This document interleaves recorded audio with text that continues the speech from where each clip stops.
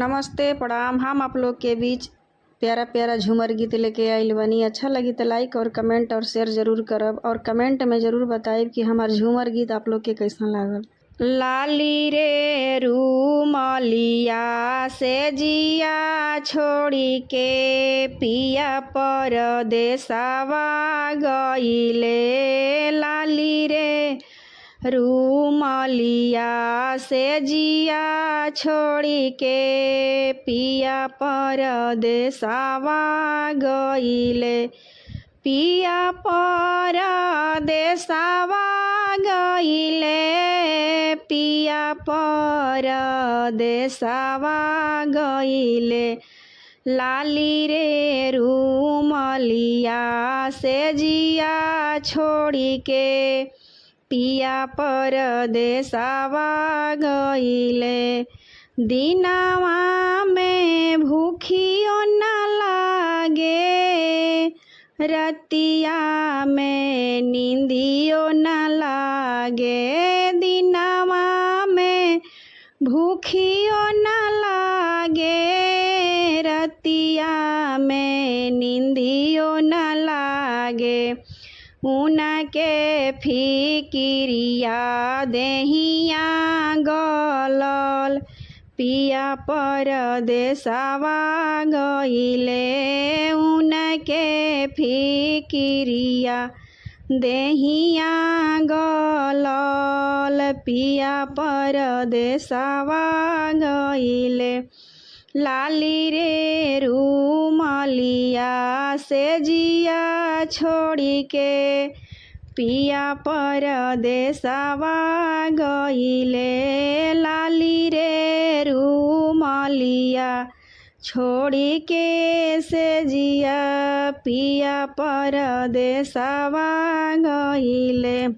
नाही धनी पैसा के कारण, नाही धनी कौड़ी के कारण, नाही धनी पैसा के कारण, नाही धनी कौड़ी के कारण।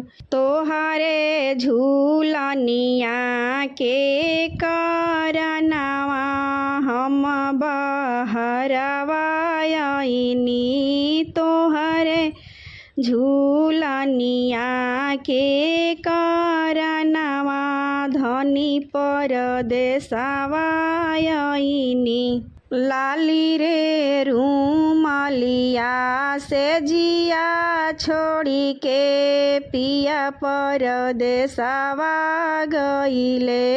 लाली रे रूमलिया छोड़ी के से जिया पिया परदेसवा गइले।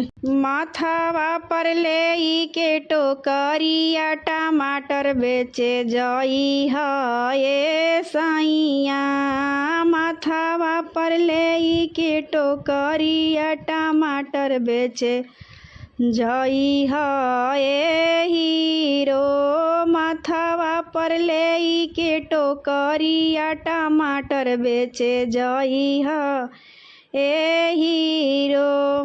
ना बेचे आई त घरे चली आई ह, ना बेचे आई त घरे चली आई ह। मेहरी के जेवाना बनई ह, चूहानी सूती जई है हीरो। मेहरी के जेवाना बनई ह, चूहानी सूती जई है हीरो। माथावा पले के टोकरिया टमाटर बेचे जई है हीरो। हाथावा में ले के VIP नौकरिया करे जई है हीरो।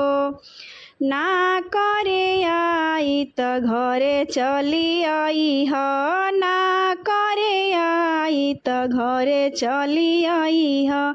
मेहरी के तेलावा लगई ह, गोड़तरिया सूती जई है हीरो। मेहरी के तेलावा लगई ह, गोड़तरिया सूती जई ह ए हीरो। हम कमाइब तुहु खई ह लइकवो खेलई ह ए हीरो।